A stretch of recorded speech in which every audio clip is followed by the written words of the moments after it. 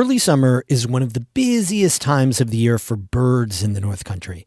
Migratory species have returned, nests are filling up, birdsong is at its peak. That makes it a prime season for bird watchers.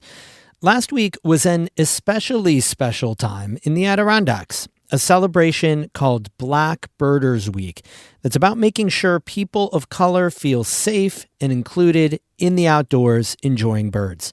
That's today's story of the day.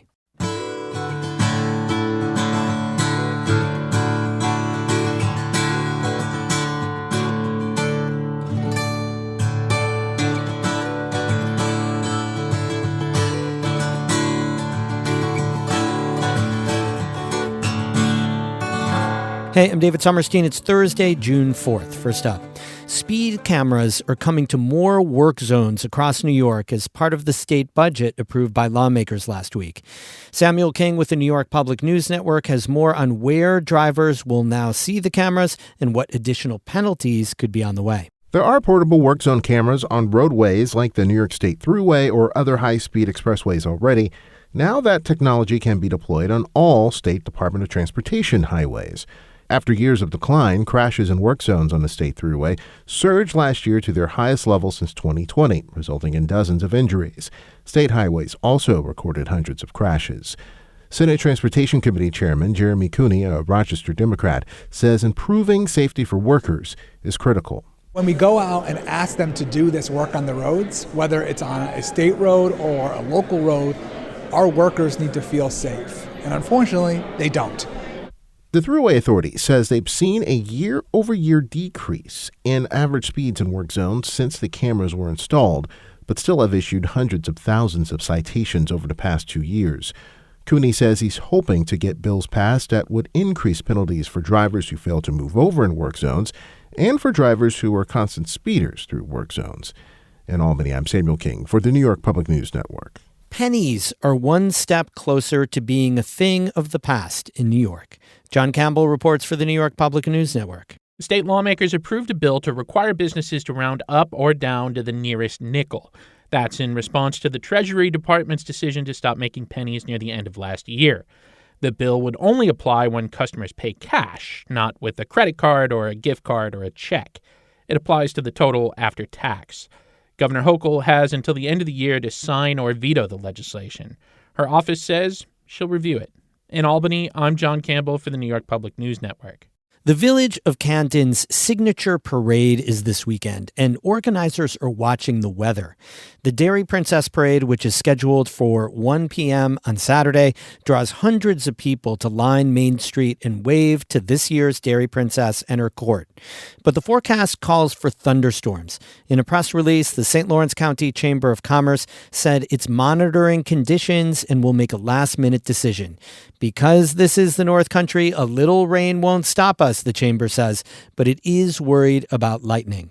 The chamber will make a final determination on whether to cancel the parade or go ahead by 10 o'clock Saturday morning. You can check the chamber's Facebook page for updates.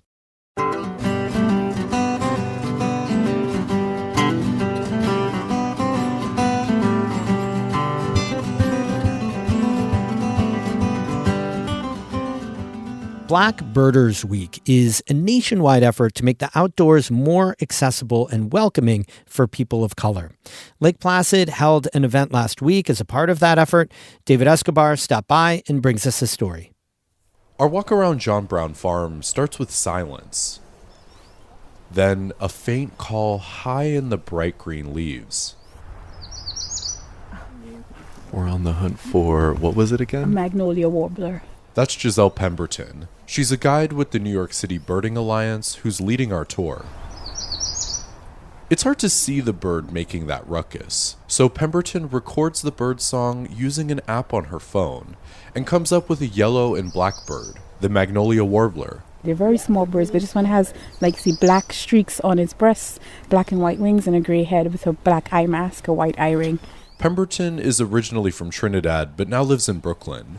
She says she got into birding by walking around New York City parks. I was looking for something to do, and Prospect Park had a bird walk. So I was like, I'll go, and that was it. I got hooked. Pemberton says what started as a hobby soon became something more.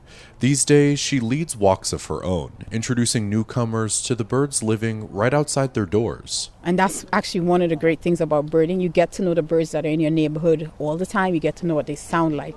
With guiding, it's cool to show other people that. And with that experience, it's always a great feeling when people are like, oh my God, that's a X or that's a Y. And, it's pretty cool. And then from there, that's it. That's the start of a lifelong birder. Okay. Oh, wow. That was the symphony. Pemberton's Walk is part of Black Birders Week, a national movement focused on increasing visibility and belonging in outdoor spaces. This is the second year the Adirondack Diversity Initiative has hosted an event in the region. Tamara Jolly is the group's Community Initiatives Manager. She says that sense of belonging can make all the difference when people try a new outdoor activity. There's this natural equalizer when we're in nature because it's a break. It's a step away from the other worries of life. And that joy to me is something I want to bring to everyone. You can dive into the silly and the nitty gritty and all the games we can play with trying to learn the bird calls and find the birds, but you're here. And that moment is you're not worried about all those other things, and that is priceless to me. Back on the trail, Pemberton points out birds as they flash between trees. Okay. Oh, you see, did you get it there in the binoculars? We stop near a pond to investigate a speck of blue tucked behind a cluster of bushes. Deb Cheatham peers through her binoculars for a closer look. What I'm seeing is a really vibrant male blue jay. He's kind of hopping back and forth. Everyone is just taking the moment to soak in the view because bluebirds are just, very, very beautiful. They're very common, but because they're so bright, it's always a treat to see them. Cheatham is from Potsdam. She's an avid birder, but she says it's not an activity many other Black people can relate to, which can be isolating. I've had experience where people kind of are surprised that I'm into things like this just because of how I look. And so then to be able to come around people who all look like me, people of color, and they're all enjoying this and I'm enjoying it with them and we're all just looking at the birds. Not only are we all enjoying this activity together, but we're all enjoying this activity with this shared experience of being a person of color in America. Akilah Clark agrees. She's originally from Jamaica but lives in Lake Placid. There's something different when you're surrounded with people that look like you, people that talk like you, people that act like you. Immediately you feel a sense of calm, a sense of welcomeness, a sense of camaraderie. This is Clark's first time birding. She says slowing down and paying attention to her surroundings has changed the way she thinks about the outdoors. It makes you realize that we are all connected. Whether bird or human, everything is interlinked, everything is interconnected. It just awakens something in you. There's no word that I can possibly say that can describe the feeling, but I'm just going to say spiritual. Giselle Pemberton says she's always hoping to inspire new birders, but she says what's more important is showing people of color that they're welcome outdoors in the first place. It helps to show people that everybody can do this. It's a space that anybody can be in, and you don't have to look a certain way. You don't have to make a certain amount of money. You just have to be there and do it. All you need, Pemberton says, is a pair of binoculars and a little bit of patience. David Escobar, North Country Public Radio, Lake Placid.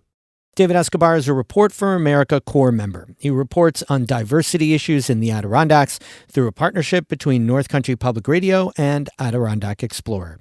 We have more news all the time on our website, ncpr.org. Music today by Tim Ellifritz of Johnsburg and Hank Soto of Stony Creek. I'm David Summerstein, North Country Public Radio.